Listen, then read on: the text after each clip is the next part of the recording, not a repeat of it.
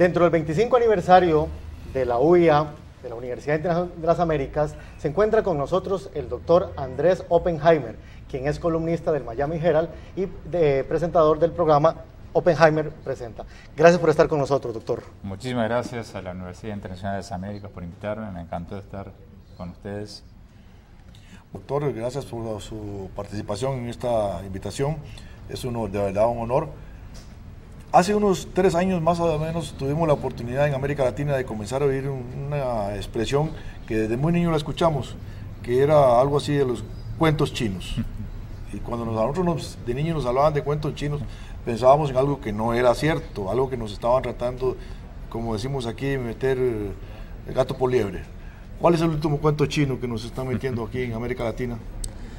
Nos meten muchos cuentos chinos todos los días.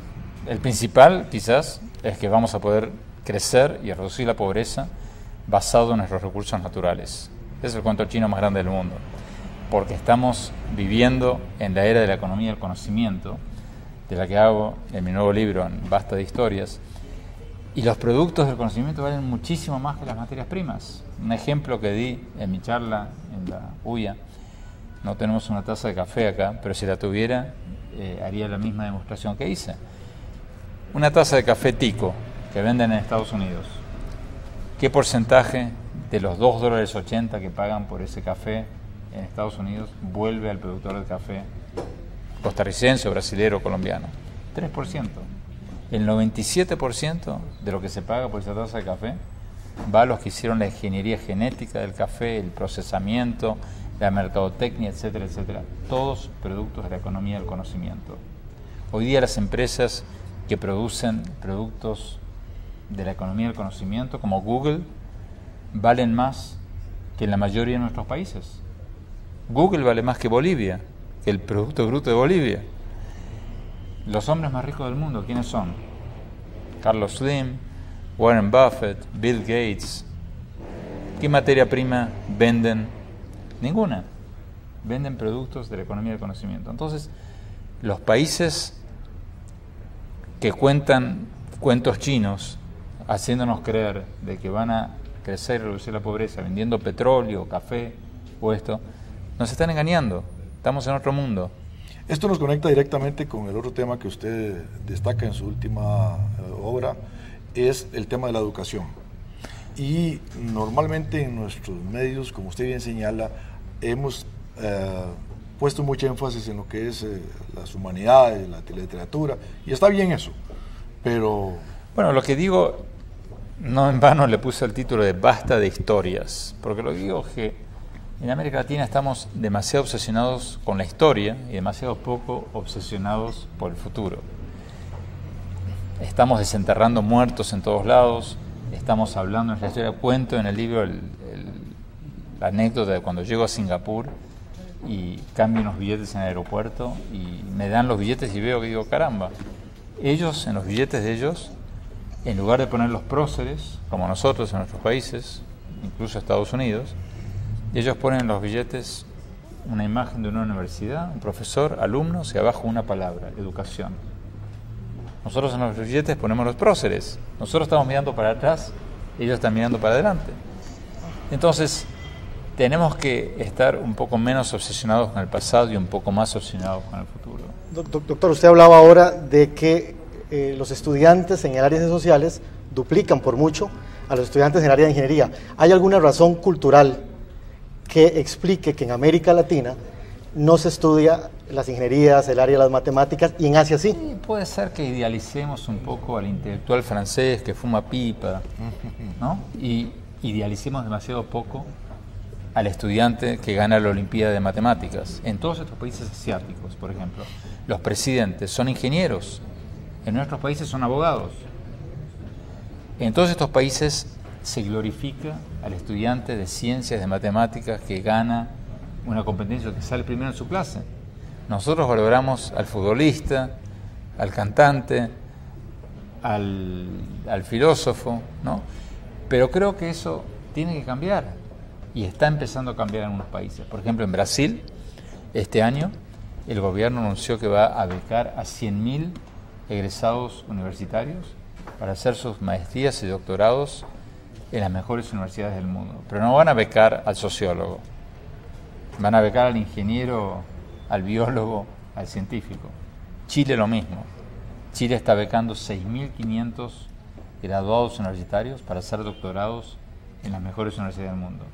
Pero están empezando a valorar al ingeniero, al científico, al técnico, a los que crean patentes, a los que inventan cosas, porque eso es lo que va a determinar cuáles países son los que crecen más y los que más reducen la pobreza. Curiosamente en Chile está sucediendo algo que llama la atención con relación a los estudiantes clamando por una educación gratuita en un momento en el cual el país no pareciera estar preparado para eso. Sí, yo acabo de estar en Chile, entrevisté al presidente Piñera y entrevisté a Camila Vallejo, la líder del Partido Comunista, la joven bellísima, muy inteligente, muy articulada, que ha, con su carisma, ha ganado muchos seguidores.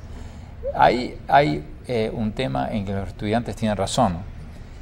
En Chile han creado muchísimas universidades privadas, muchas de ellas muy buenas y muchas de ellas no muy buenas, y no han creado, como tienen en Costa Rica, por ejemplo, un comité de acreditación para diferenciar unas de otras, y ha habido abusos. Entonces, los estudiantes, por ejemplo, tienen razón en pedir una mayor regulación de las universidades, pero no tienen razón, por ejemplo, en exigir que todas las universidades sean gratuitas para todos. Una universidad no tiene que ser gratuita para los ricos, ni en China comunista son gratuitas para los que pueden pagar. Al contrario, en China comunista las universidades estatales cobran y mucho. Hoy día, cuando los gobiernos tienen bases de datos para saber dónde vivimos, si tenemos una piscina olímpica en nuestra casa, no es muy difícil para una universidad saber si un estudiante puede pagar o no. Y en lo que los estudiantes chilenos se equivocan, y donde el país cada vez más se está dando cuenta, es que obviamente al que no puede pagar hay que becarlo. No hay que exigirle que pague. Pero al rico, al que puede pagar, por supuesto que hay que cobrarle y hay que usar ese dinero para becar al que no puede. La situación en este momento en América Latina, con base en la situación de crisis que hay en el mundo, no parece ser muy alentadora. Las dictaduras que tenemos, el crecimiento, el desarrollo humano. Si esto se mantiene ceteris paribus, doctor, ¿cómo vemos la situación en el 2020? Yo no soy tan pesimista, porque aquellos que los capitanes del micrófono, Chávez, Daniel Ortega, hacen mucho ruido, y nosotros los periodistas nos encanta escribir sobre ellos porque son los pintorescos, son los que llaman la atención. Llaman la atención, son los que hacen nota. Pero si tú los consideras fríamente, con la cabeza fría de un banquero en Shanghái o en Londres o Nueva York, todos juntos nos llegan al 10-15% del Producto Bruto de América Latina. Los grandes países y los medianos están cada vez más convirtiéndose en países serios. Brasil era un país en que ganó la izquierda radical. Yo le entrevisté a Lula poco antes de que asumiera el poder. Era una izquierdista radical. Asumió y hizo un gobierno económicamente bueno. Uruguay ganó la izquierda radical. Tabaré Vázquez hizo un gobierno responsable, bueno. Lo mismo en Chile hace años con la izquierda chilena, la izquierda moderna, democrática, responsable, globalizada. Lo mismo en Perú. O sea, yo creo al contrario, yo soy optimista en el sentido de que por primera vez en muchos años estamos viendo en muchos países, El Salvador aquí al lado, una alternancia del poder sin caos, sin fuga masiva de capitales, sin desastre económico. Y eso es bueno, nos está dando una cierta estabilidad. Los que hacen ruido, los que golpean la mesa, lo hacen por motivos internos, para acaparar poder, para aumentar su poderío dentro de sus países, pero a nivel como masa crítica, son pocos. Curiosamente eso ocurre en un momento en el cual, y esto quisiera destacarlo, porque usted lo señala hoy en su columna en la Miami Herald, en que Estados Unidos parece haberse desatendido desde hace mucho tiempo por esta zona. Y usted lo señala hoy analizando el último libro de Condoleezza Rice, en el cual sí, lo que dice es un ejercicio quizás matemático de contar cuántas hojas de las 600 hojas del libro están dedicadas a América Latina. Y es menos del 2%. Lo mismo pasa con Bill Clinton. Lo mismo con Bill Clinton, lo mismo con el libro de Bush recientemente. Y me temo que lo mismo va a ser con el libro de Hillary Clinton y del presidente Obama cuando deje la presidencia. Yo lo entrevisté a Obama varias veces, la última hace pocos meses. Creo que es un hombre sumamente inteligente. Ciertamente. Creo que es un hombre sumamente capaz. Pero no es un hombre con una historia de relaciones con América Latina, es un hombre de Chicago. El país más cerca que tenía era Canadá, no era México ni Sudamérica. Entonces, hay una falta de atención. ¿Pero esto cree usted que es una cuestión circunstancial por el tipo de liderazgo o es parte de la política exterior de Estados Unidos? No, yo creo que es una cosa circunstancial y es una cosa que va a cambiar. Yo creo que tarde o temprano va a haber un presidente hispano de Estados Unidos. Yo creo que va a cambiar. Pero todavía estamos con presidentes. Bush era un gobernador de Texas, fue un mal presidente de Estados Unidos, pero para América Latina no fue tan malo, porque por ser ex gobernador de Texas tenía contacto con México, le interesaba, tenía un hermano casado con una mexicana, o sea, tenía un cierto, pero así todo, si uno lee su biografía, menos del 1% dedicado a América Latina, o sea, todavía no hay un interés nacional por América Latina. Yo creo que lo va a haber. Lo va a haber porque China se está convirtiendo en un bloque, la Unión Europea son 27 países.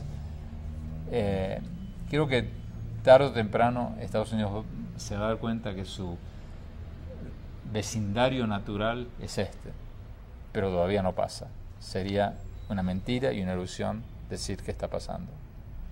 Doctor Oppenheimer, agradecerle muchísimo por su compañía, sus reflexiones. Para la UIA siempre importante en el plano académico y sobre todo para tomar decisiones. Agradecerle Muchísimas gracias por invitarme. Muchísimas gracias para la universidad y para nosotros ha sido un honor tenerlo aquí. Hubiéramos querido podemos extender más. Pero sabemos de sus compromisos y de sus limitaciones. Muchísimas gracias. Muchas gracias. Don Ricardo Lizano, también profesor, muchísimas gracias por estar con nosotros. Y a ustedes también, amigos televidentes de Canal 66, gracias por habernos acompañado en la celebración del 25 aniversario de la UIA con un invitado de lujo que es el doctor Oppenheimer.